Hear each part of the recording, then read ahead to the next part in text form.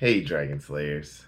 Today's video is about the effects of sweeteners and fermented foods on insulin, part 2. In the last video, we examined how erythritol, stevia, and monk fruit are the only sweeteners that seem to have no effect on insulin when they are consumed by themselves or with carbohydrates. Stevia, organic liquid stevia, is the main sweetener that I use in my everyday life. So let's examine the effects of fermentation further. Raw apple cider vinegar is a surprisingly effective fermented food. A couple of studies have found that consuming just a tablespoon or so of apple cider vinegar with a starchy meal helps lower the glucose and insulin effect of that meal in insulin resistant people and may generally help improve glucose control for type 2 diabetes.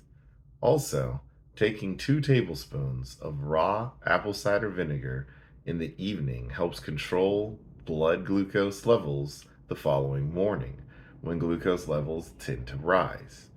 This is why Dr. Bikman recommends taking 2 tablespoons of apple cider vinegar in a full glass of water every morning and every evening. Sourdough, in which natural bacteria are allowed the bread to rise over time in the absence of the ubiquitous fast-acting yeast, is yet another remnant of fermented foods in the West. People with insulin resistance who replace normal bread with sourdough bread enjoy significant lowering of blood glucose and insulin levels. Moreover, sourdough bread has a significantly lower effect on blood glucose compared with normal bread, even when made of the same grains. If you're in the market for sourdough bread, pay close attention. Many are fake. Most sourdough breads in your supermarket are actually normal bread with vinegar added to mimic the tart flavor of the real thing. True sourdough bread, rarely sold in supermarkets, it'll also mention sourdough starter among the ingredients. It's usually sold in specialty or health food shops, and it's worth it. Though yogurt has somewhat remained a part of our diet, fermented milk or sour milk, not to be confused with spoiled milk, as an ingredient is now almost entirely absent, though commercial varieties of kefir are beginning to make a comeback. As in sourdough, yogurt bacteria selectively eat the lactose, milk sugar from the milk, leaving the milk fats and proteins for us. Interestingly, these soured milk products also convey demonstrable protection against insulin resistance. They not only lower glucose and insulin burden of grains and other foods when consumed with the meal, but also improve long-term glucose control. In contrast to the West, Eastern cuisine has maintained a healthier appreciation for fermented foods.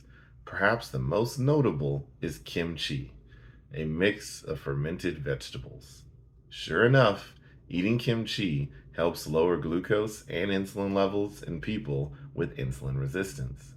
Further, this study compared the effects of fresh kimchi against 10-day-old kimchi, suggesting that it wasn't the vegetables that were important, but rather what had happened to them while fermenting. Similar benefits may be seen with fermented ginseng and soybeans, but eating fermented foods isn't the only way to benefit from the work of beneficial bacteria. Probiotics may also do the trick. Probiotics are bacteria you ingest that improve your health. usually in the form of a capsule or powder, if not part of a fermented food. Several lines of evidence support the insulin sensitizing effects of probiotics. Much of this is summed up in a meta analysis that compiled the findings of 17 randomized trials, including concluding that probiotics effectively lower fasting glucose and insulin. So, that's what I've got for you guys today. Don't forget to like and subscribe because it really helps the channel out. And remember, guys, that together, you and I will slay the dreaded diabetes dragon.